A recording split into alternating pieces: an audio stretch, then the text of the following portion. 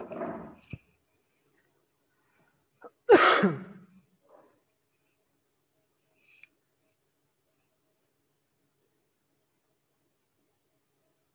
Morning sir. Good morning.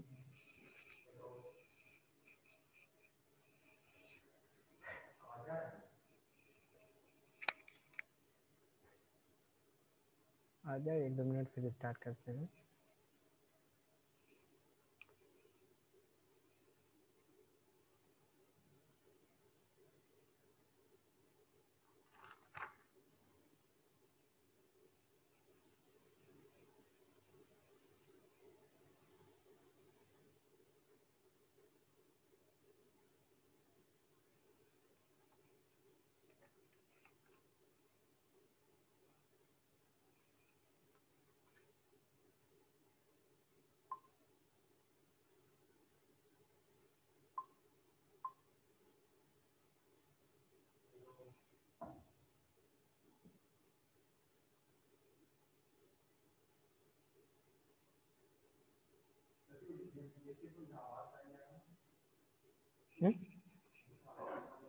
आ जा फिर। हाँ, एक मिनट और वेट कर लेते हैं, फिर स्टार्ट करते हैं।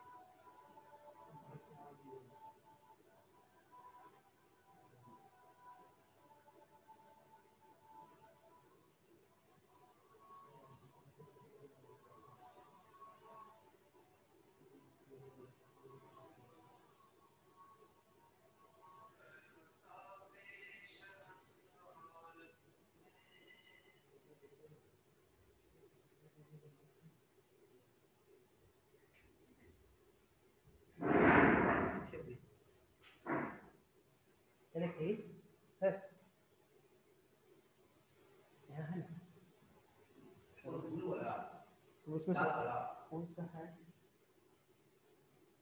हाँ, लाल वाला है।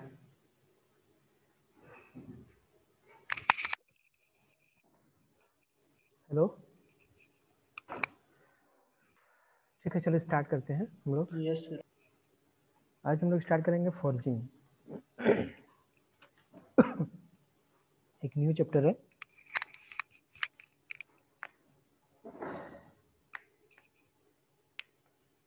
फॉर्जिंग का अगर डेफिनेशन देखें हम लोग, तो forging is a process in which the metal is plastically deforms to the desired shape.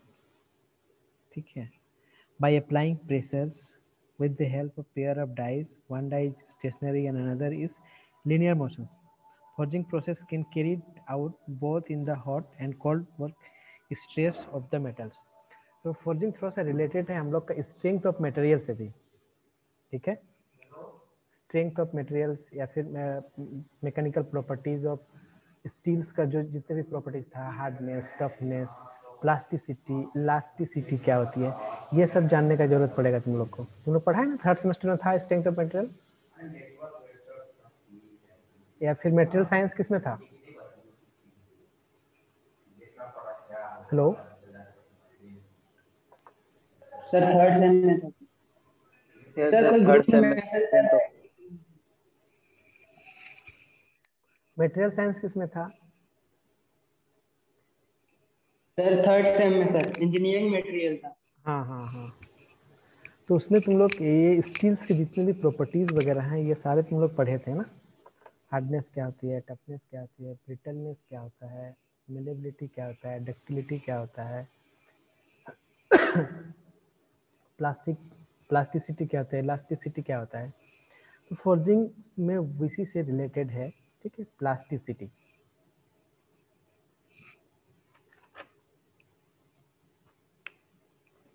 देखो, इसका इंट्रोडक्शन से अगर हम लोग देखते हैं तो mechanical working of a metal is simply plastic deformations. तो प्लास्टिक डिफॉर्मेशंस ही हम लोग का क्या है, प्लास्टिसिटी है। तो यहाँ पे आ जाएगा व्हाट इज प्लास्टिसिटी। प्लास्टिसिटी नहीं समझोगे तो फिर इसका डिफिनेशन कोई मतलब नहीं रहेगा। कोई बता सकता है व्हाट इज प्लास्टिसिटी या फिर प्लास्टिक डिफॉर्मेशंस क्या होती है?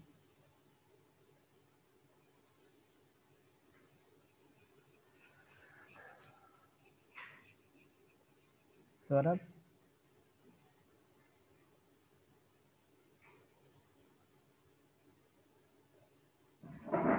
Hello sir. बोलो बोलो। सर रिपोर्ट प्रॉब्लम बता रहा है सर। क्या रिपोर्ट कट प्रॉब्लम? जा रहा है खुद ब खुद। हाँ, सर जूम मीटिंग में सर। जूम मीटिंग में क्या बता रहा है? सर खुद ब खुद डिस्कनेक्ट हो जाता है सर, कनेक्ट लेता है सर, समझ में नहीं आ रहा है सर। जब सर ग्रुप में भी कोई कोई मैसेज कर रहा है वो कि आ रहा है। भाई यहाँ तो शेयर किया हुआ है, यहाँ तुम्हारा आवाज प्रॉपरली आ रहा है तो ठीक चल रहा है, तभी तो आ रहा है ना। ग्रुप में क्या सर मतलब? बीच बीच में कट जा रहा है सर।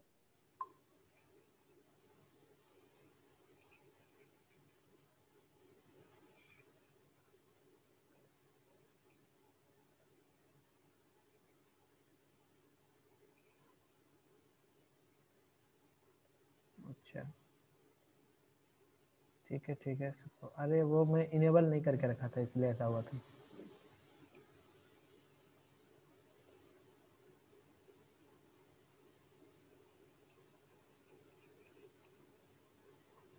अभी सबका ज्वाइनिंग हो जाएगा, सबको होने देते हैं।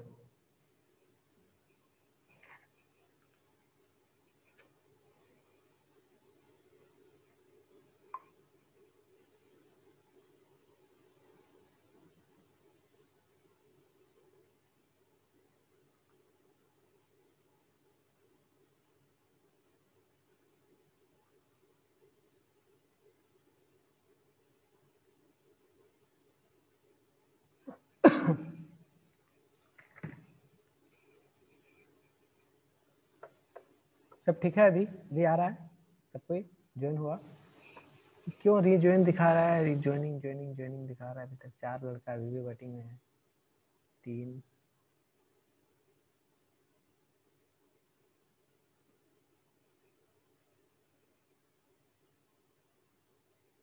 ठीक है, होने दो सबको।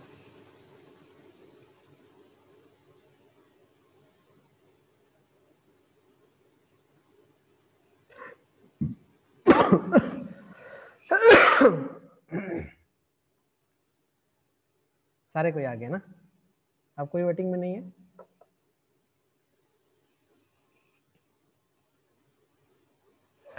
ठीक है, तो हम लोग स्टार्ट करते हैं। Mechanical working of a metal is simply plastic deformation. नहीं लाए तुम में? हाँ।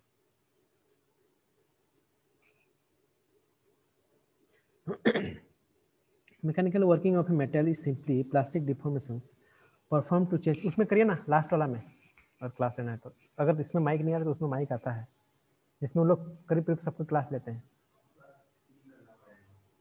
अच्छा, तो फिर बोलिए कि टाइम एक्सटेंड करेंगे। हाँ, अनदर टाइम एक्स करिएगा।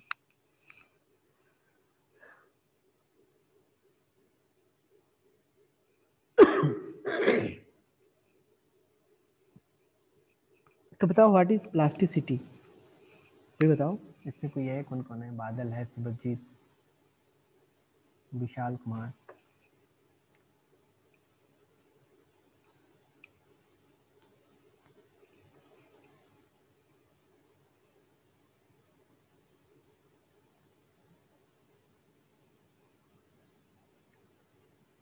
बताओ, कोई बताओ।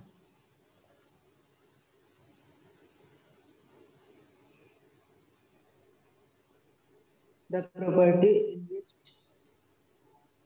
The plastic is easily moulded और reshaped.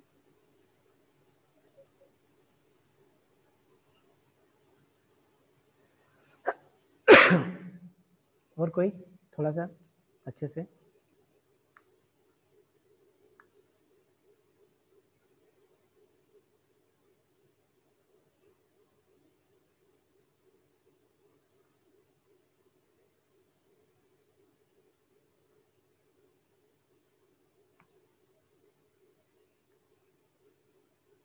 The ability of a solid material to undergo permanent deformations, ठीक है, मतलब कि एक बार डिफॉर्मेशन होने के बाद वो फिर से रिवर्सिबल नहीं हो सकता है, ठीक है।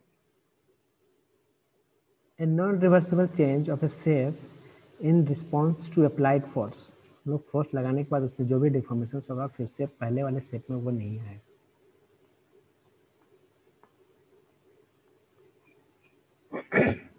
ठीक है, देखो शेयर कर रहे हैं एक फिगर।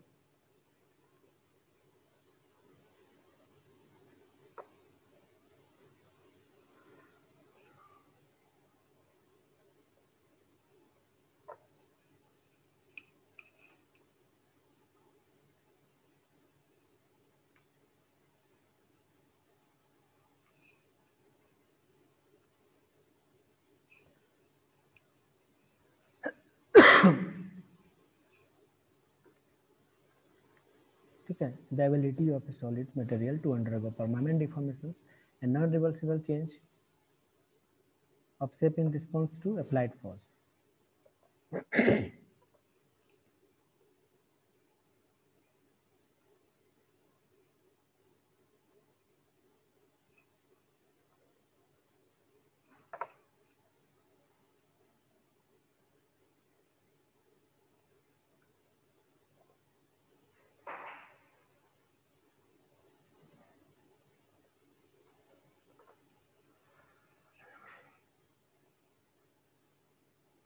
इसमें लिखा है mechanical working of a metal is simply plastic deformations perform to change dimensions, shape, properties and surface conditions under the actions of external applied force without any chips formation. कोई भी chips का formation नहीं होगा जो हम लोग applied force लगाएंगे, तो क्या होगा, किसमें चेंज होगा, उसके इंटरनल ग्रेन में, ठीक है।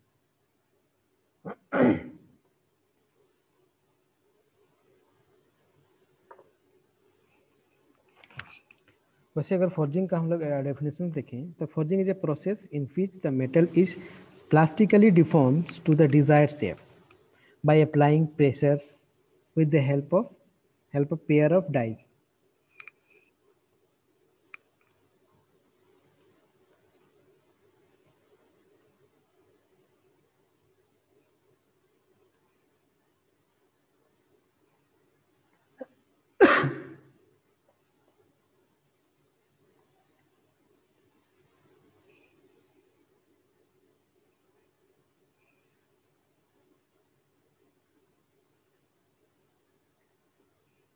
ठीक है, हम लोग डिफॉर्मेशन करने के लिए फिर दो तरीका है हम लोग के पास, एक है कोल्ड वर्किंग प्रोसेस एंड दूसरा है hot working process.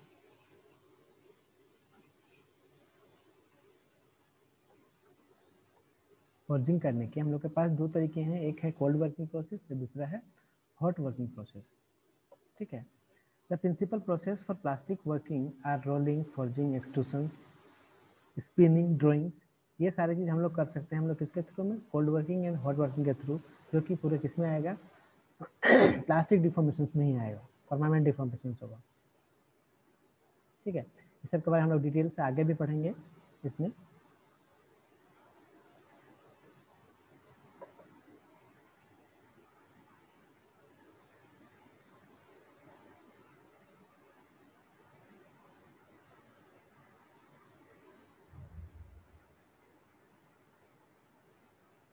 Hot working और कोल्ड वर्किंग देखते हैं। Hot working, it is plastic deformations of metals above their recrystallization temperatures, ठीक है। हम बोले ना सब चीज वहां से आता ही रहेगा, ये से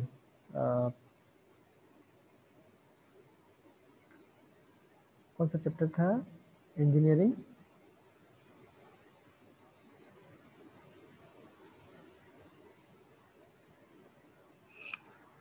थर्ड सेमेस्टर में क्या चैप्टर था तुम लोग, थर्ड सेमेस्टर में कौन सा ये था,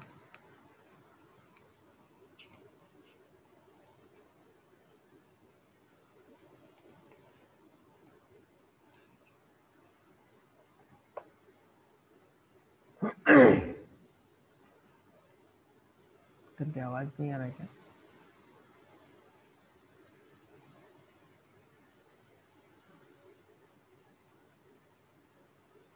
हेलो,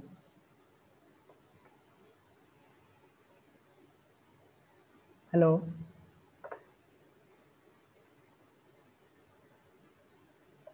यस सर। आवाज नहीं आ रहा है क्या सर? वो कुछ बोलते नहीं। आ रहा है सर, क्लियर है।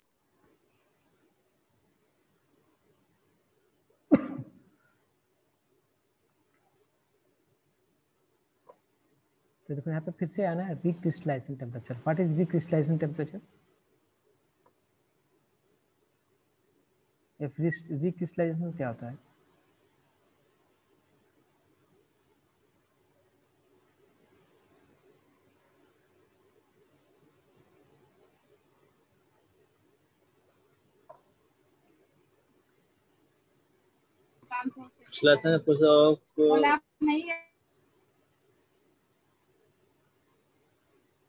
जहाँ से न्यू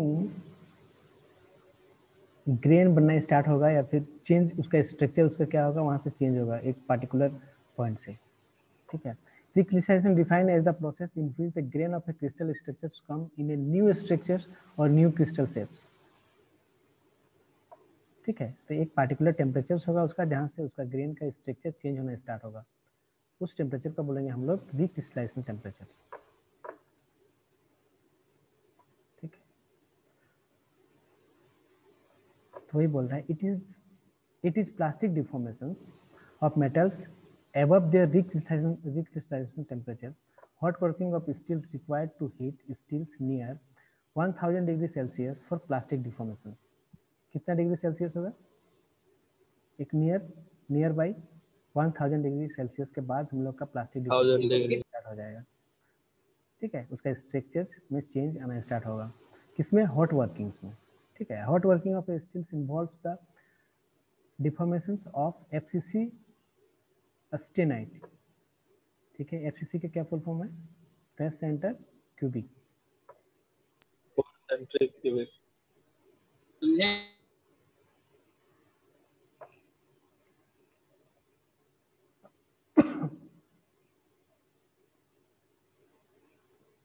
ये देखो यहाँ पे बनता है ये, अगर हम लोग आयरन कार्बन डायग्राम में देखें जहाँ पे गामा की है, यहाँ से सॉलिडिफिकेशन में स्टार्ट होता है इस पार्टिकुलर पॉइंट से।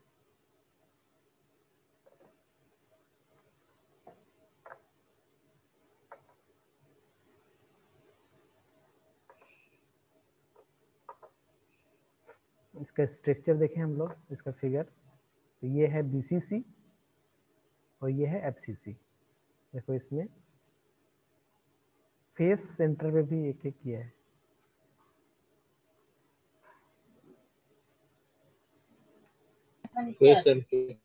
ठीक है। ये स्ट्रक्चर बनना स्टार्ट हो जाता है।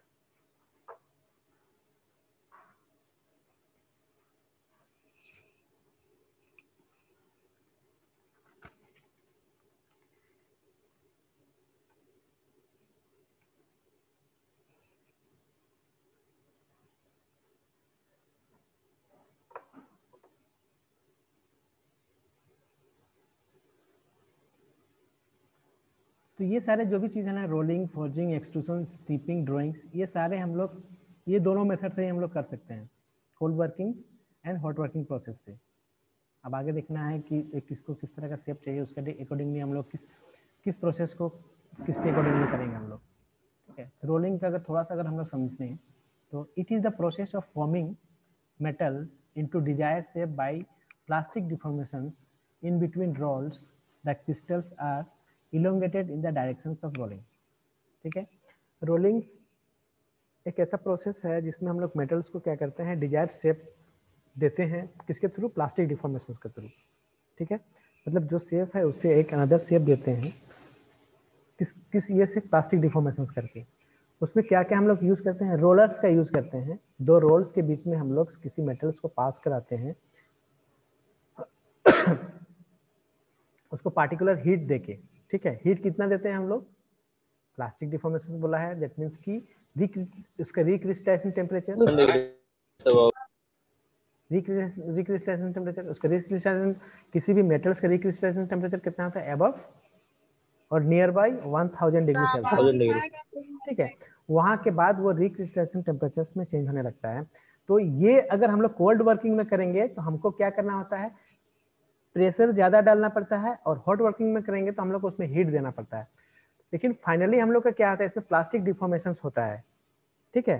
तो कोल्ड वर्किंग में हम लोग को क्या करना पड़ता है, रिक्रिएशन टेम्परेचर नीचे से रख के ही हम लोग को वो डिजायर्ड शेप देना पड़ता है, ठीक है। तो इसमें प्रेशर ज्यादा लगता है, उसमें हॉट वर्किंग में हीट ज्यादा लगता है, लेकिन फंक्शंस दोनों का सेम है।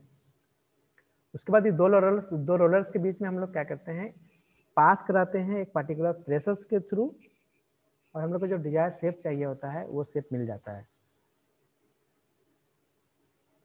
तो डिजायर्ड शेप कैसे मिलता है, जब वो पार्टिकुलर जो मेटल्स है उसका ग्रेन स्ट्रक्चर अंदर में चेंज हो रहा है, रिक्रिस्टलाइज हो रहा है ना, तो क्रिस्टलाइन उसका क्या हो रहा है, चेंज हो रहा है, उसकी वजह से हमको एक न्यू शेप मिल रहा है, ठीक है।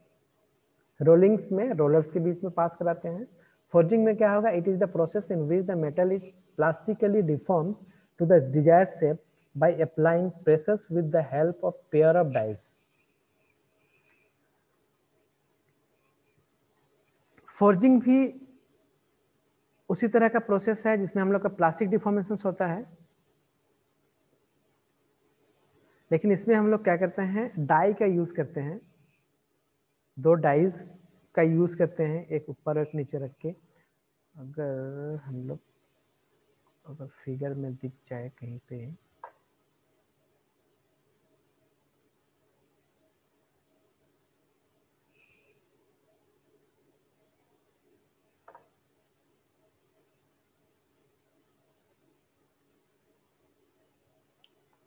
ये बार बार क्यों आ जाता है भाई,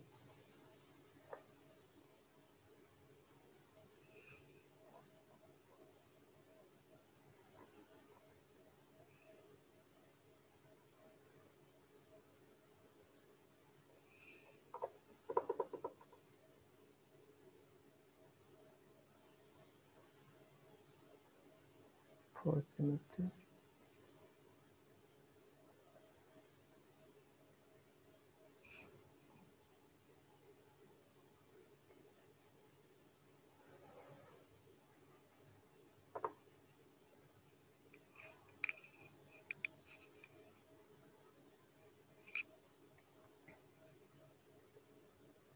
ये देखो इस तरह से एक डाई ऊपर रहता है, एक डाई नीचे रहता है, इसके बीच में हम लोग क्या करते हैं, मेटल्स को लेके आते हैं और ऊपर से हम लोग फोर्स अप्लाई करते हैं, ठीक है। ये दिख रहा है, शो हो रहा है फिगर, यस सर। है ना। इसमें एक ऊपर में डाई है, एक नीचे में डाई है, दोनों डाई में शेप बना हुआ है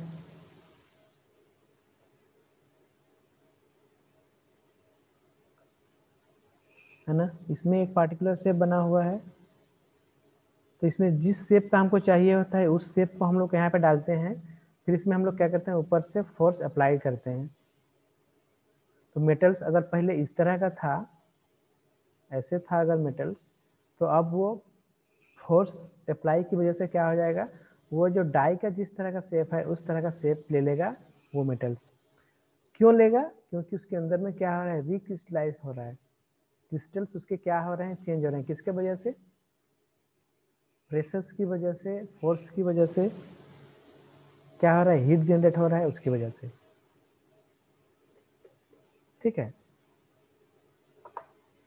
ये हम लोग का है फोर्जिंग। इसके बारे में डिटेल से पढ़ेंगे कौन कौन से फोर्जिंग होता है, उसमें कौन कौन से हैमर यूज करते हैं हम लोग, ठीक है।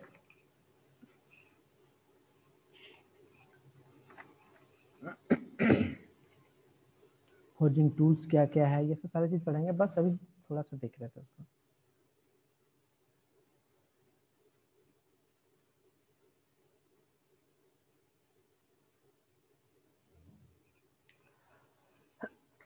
वैसे ही इसमें है, देखो ऊपर वाला में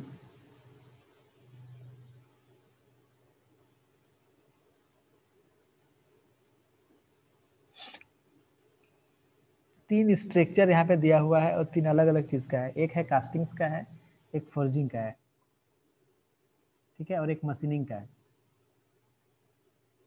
ए नंबर देखें अगर हम लोग तो ए कास्टिंग का है, सेकेंड नंबर मशीनिंग का है और सी नंबर्स में हम लोग का फोर्जिंग्स का है। ये तीनों फिगर्स में तुम लोग डिफरेंस बता सकते हो हमको?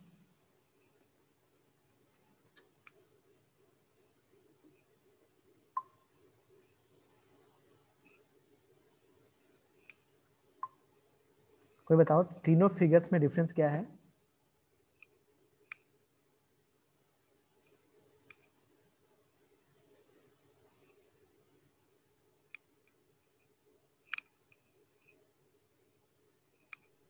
Sir, process of making and the material used for making the subject. नहीं, मटेरियल सेम है, तीनों मटेरियल सेम है। A number, B number, C number दिया हुआ है इसमें। ए में क्या किया हुआ है? कास्टिंग किया हुआ है। मोल्डिंग। बी में क्या है? मशीनिंग किया हुआ है। सी में फोर्जिंग किया हुआ है। अब रोलिंग फोर्जिंग, तीनों में क्या डिफरेंस है? देख के तुम लोग क्या, ये इंटरनल स्ट्रक्चर दिखाया हुआ है, काट के दिखाया हुआ है। सर क्रिस्टल स्ट्रक्चर उसका थोड़ा चेंज है। हाँ, तो क्रिस्टल स्ट्रक्चर में क्या चेंज है ये बताओ? Alignment of the structures. ये नंबर बी डायग्राम में अलाइनमेंट स्ट्रेट लाइन में है और नंबर सी में अलाइनमेंट स्ट्रेट सर्कुलर भी है। मींस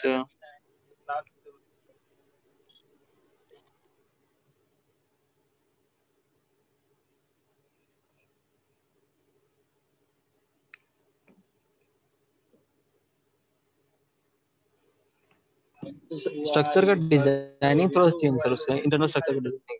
हाँ, इंटरनल वो लाइनिंग में देखो ये क्या है, फर्स्ट वाला में है कि हम लोग कास्टिंग कर दिए, उसका स्ट्रक्चर सिंपली जिधर मन है उधर है, ठीक है, जहाँ पे जैसे उसके स्ट्रक्चर को हम डाल दिए वैसे ही है, ठीक है। दूसरे वाले में क्या किए, जो कास्टिंग होके आया था उसके ऊपर हम लोग मशीनिंग किए। तो एक पार्टिकुलर टूल चला इसके ऊपर में, सपोज टूल्स हम लोग का ऐसे था राउंड कलर का, और वो चला हम लोग का ऐसे आया, फिर इधर गया, फिर ऐसे चला, फिर ऐसे आया, फिर ऐसे चला। अगर मिलिंग मशीन में कर रहे हैं तो, है ना, ये टूल का पाथ था सपोज, है ना, ये एक डायामीटर का टूल है, तो इतना दूर जाएगा तो आधा आधा इधर भी मिक्स करता है। तो ऐसे चला तो ये फिगर बना, है ना, इसका स्ट्रक्चर ऐसे बना। अगर टूल इस तरह से चलता, अगर टूल इस तरह से चलता,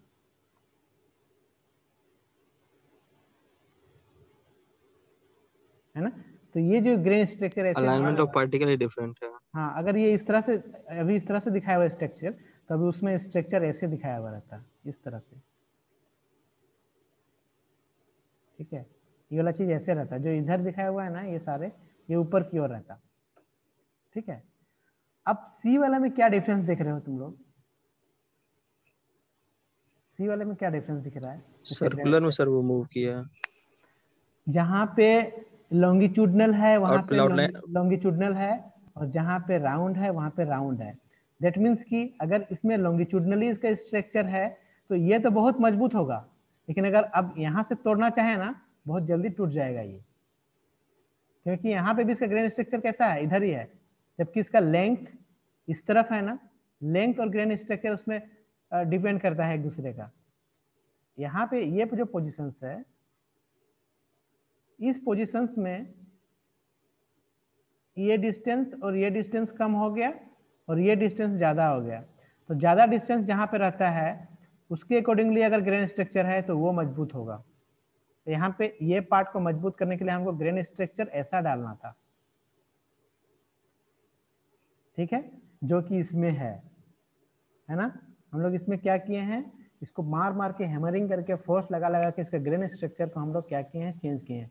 जहाँ पे लेंथ है वहाँ पे लेंथ किए हैं, और जहाँ पे इलोंगेशन है, जहाँ पे पतला है वहाँ पे इसके लेंथ के अकॉर्डिंगली हम लोग इसके ग्रेन के स्ट्रक्चर को चेंज किए।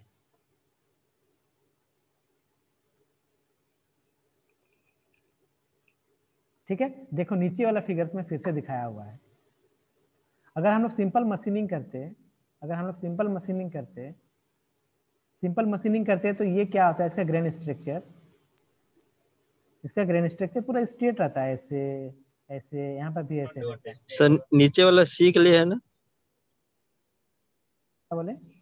सी वाला डायग्राम जैसे किए हैं ग्रेनिंग, वैसे का डायग्राम ये नीचे वाला है जो ब्लैक कलर दिखा रहे हो, ये वाली, फोर्जिंग की है इसमें। हाँ ये यस सर। हाँ, क्या चीज है बोलो? कोडिंग करने होगा, वो भले भले बोला कोडिंग करने होगा। सौरभ सर ये, फोर्जिंग मतलब फोर्जिंग से इसको बना है ये वाला। हाँ हाँ हाँ, ये हेलो अटेंडेंस ले लो, अटेंडेंस ले लो सौरभ।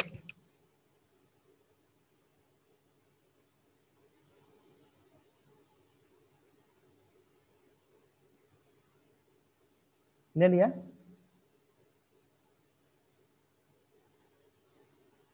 हेलो हेलो, आज का बीच बीच में नहीं आता है क्या? यस सर ले लिए।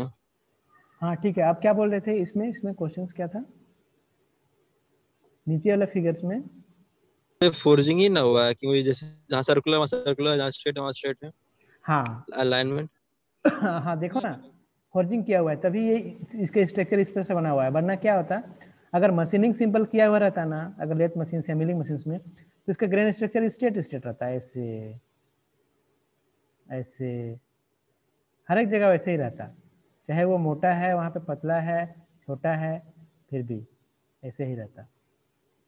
लेकिन अभी कैसा है, आफ्टर फोर्जिंग कैसा है, इसका स्ट्रक्चर गया है ऐसे, अभी यहाँ से अलग रहता है इस जगह से मशीनिंग करते तो, मतलब यहाँ से यहाँ तक का स्ट्रक्चर इसका खत्म, यहाँ से यहाँ तक का इसका स्ट्रक्चर खत्म। अभी फोर्जिंग किया तो क्या पूरा एक स्ट्रक्चर है यहाँ से यहाँ, ठीक है, तो ये तोड़ने नहीं देगा ना एक दूसरे को, तो सर तो इसको टूटने नहीं देगा, और क्या अगर पार्टिकुलर, फोर्जिंग, बोलो बोलो,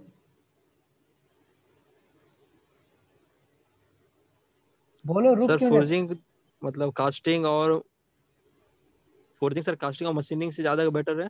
इसमें इसमें जो स्ट्रक्चर जो रहेगा ये कहते हैं ज्यादा स्ट्रांगली बॉन्डेड रहेगा, एकदम रहेगा। और इसमें पर इसमें कॉस्ट सर ज्यादा लग जाएगा ना बनाने में इसको, क्यों नहीं लगेगा, हम लोग उसी मतलब चीज, इसमें ब्रेकडाउन कम हो पाएगा,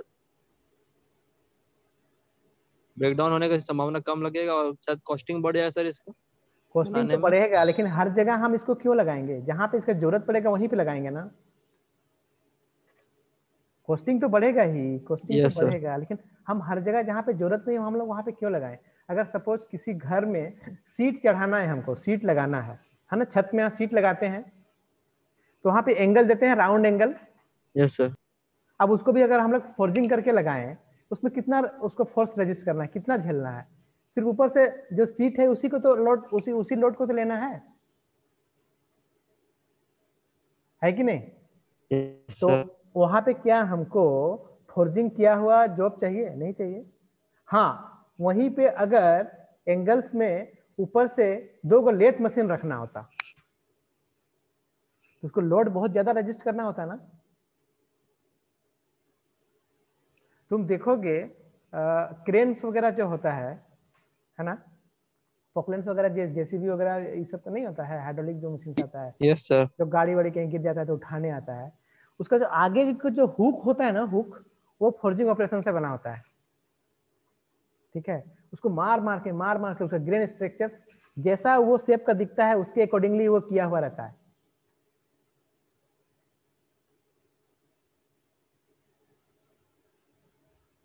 इसीलिए वो जल्दी स्ट्रेट नहीं होता है और जल्दी टूटता नहीं है वो। लेकिन वहीं पे अगर कोई कास्टिंग किया हुआ रहेगा, फिर मशीनिंग किया हुआ रहेगा, तो उसका क्या है, स्ट्रेट स्ट्रेट रहेगा उसका, ये दिखेगा भले वैसा ही, लेकिन उसका ग्रेन का स्ट्रक्चर क्या है, रेगुलर नहीं है, जहां से मुड़ा हुआ है वहां तक ही रहता है, तो वो जल्दी क्या कर जाएगा, रप्चर कर जाएगा, टूट जाएगा, उसका यील्ड पॉइंट जल्दी आ जाएगा। ठीक है, तो हम लोग ऑब्वियसली है कि फोर्जिंग किया हुआ जॉब्स का हम लोग का क्या होगा, महंगा आएगा, लेकिन हर एक चीज को हम लोग फोर्जिंग थोड़े करेंगे, जिस चीज का जहाँ पे जरूरत पड़ेगा हम लोग उसी को हम लोग फोर्जिंग करेंगे बस।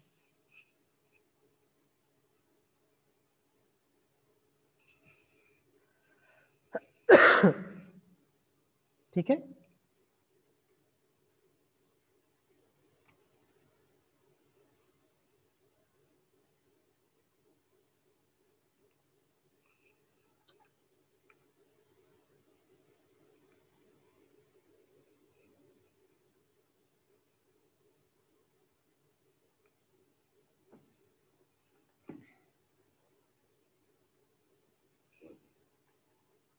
नेक्स्ट आए हम लोग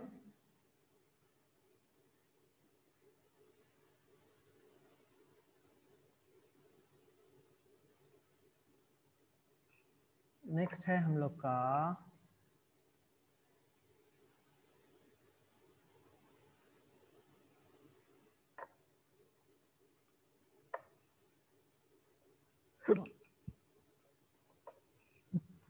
एक्सट्रूशंस. It is a process in which a heated billet of metals, है ना, हीट किया हुआ मेटल्स का पीस को क्या करते हैं, is forced by high pressures. High pressures के साथ उसको क्या करते हैं, प्रेशर फोर्स डालते हैं हम लोग through a orifice provide into a die.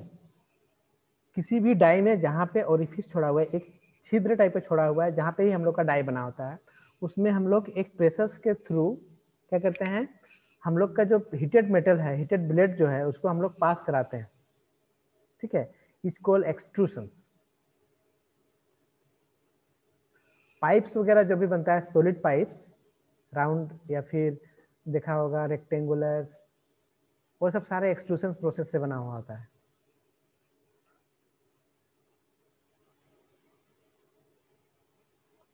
Extrusion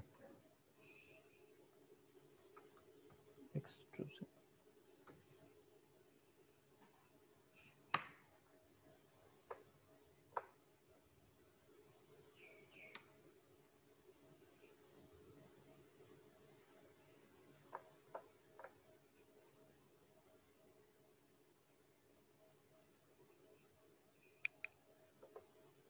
ठीक है, ये देखो, ये है, ये पोर्शन है हम लोग का ब्लेड, ये वाली यहाँ पे जो दिख रहा है, ओरिफिस इसको बोलते हैं हम लोग. ठीक है, यहाँ पे एक छोटा सा छेद बनाया हुआ है जहाँ पे हम लोग का डाई है, जिस शेप का चाहिए हमको वही शेप यहाँ पे बना हुआ रहता है.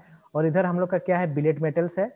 इसको हम लोग रेम के थ्रू में हम लोग क्या लगा रहे हैं, फोर्स लगा रहे हैं. मीडियम कुछ भी हो सकता है, फ्लूइड हो सकता है, कुछ भी हो सकता है यहाँ पे. ठीक है, और फाइनली ये क्या निकलता है, इस ओरिफिस पार्ट से हम लोग का ये जो बिलेट मेटल्स होता है वो हम लोग का यहाँ से बाहर निकलता है. किसके थ्रू, एक प्रेशर्स लगा रहे हैं जो क्या है, फ्लूइड का प्रेशर यहाँ पे लगाया हुआ है, हम लोग किसी का भी लगा सकते हैं. यहाँ पे हाइड्रोस्टेटिक एक्सट्रूशन है, इसीलिए यहाँ पे हम लोग फ्लूइड्स का यूज किए हैं, वरना हम लोग इसके अलावा भी और सारा यूज कर सकते हैं. तो हमको सिर्फ अभी ये सोचना है कि यहाँ पे हम लोग क्या दे रहे हैं, एक प्रेशर के साथ फोर्स लगा रहे हैं बिलेट मेटल्स पे, जो कि क्या कर रहा है, इस डाई के थ्रू बाहर निकल रहा है. और यहाँ पे डाई में जिस तरह का शेप बना हुआ होता है उसी तरह का ये बाहर निकलता है. ठीक है, अगर ये राउंड रहता, ये रेक्टेंगुलर रहता, ये स्क्वायर रहता, वो एक स्क्वायर निकलता है यहाँ से. ठीक है, एक्सट्रूशन प्रोसेस से ही हम लोग क्या क्या क्या बनाते हैं, हम लोग राउंड जो रॉड वगैरह जो रहता है ये सब. ठीक है, वर्कशॉप में देखा होगा ना, राउंड आता है, राउंड पीस, सॉलिड मटेरियल्स, फिर रेक्टेंगुलर रहता है, स्क्वायर जो वर्क पीस रहता है, वो सब सारा चीज एक्सट्रूशन प्रोसेस से ही बना हुआ होता है, लंबा लंबा जो भी रहता है. ठीक है, इसमें भी आता है बहुत सारा प्रोसेस, डायरेक्ट, इनडायरेक्ट एक्सट्रूशन. एक होता ये जो प्रोसेस दिखाया हुआ है, डायरेक्ट एक्सट्रूशन का प्रोसेस दिखाया हुआ है. ठीक है, देखो इसमें इनडायरेक्ट एक्सट्रूशन है. प्रेशर्स क्या कर रहे हैं, हम लोग इधर से ही दे रहे हैं, प्रेशर्स हम लोग इस तरफ से ही दे रहे हैं, और मेटल्स मेरा बन के इधर ही निकल रहा है. इसको बोलते हैं इनडायरेक्ट एक्सट्रूशन. ये था डायरेक्ट एक्सट्रूशन का ये. ठीक है, हम लोग प्रेशर्स इधर से दिए और इसी के डायरेक्शन में हम लोग का मेटल बन के रेडी निकल रहा है. और इसमें क्या था, हम लोग फोर्स इधर से लगा रहे हैं और इधर से एक पार्टिकुलर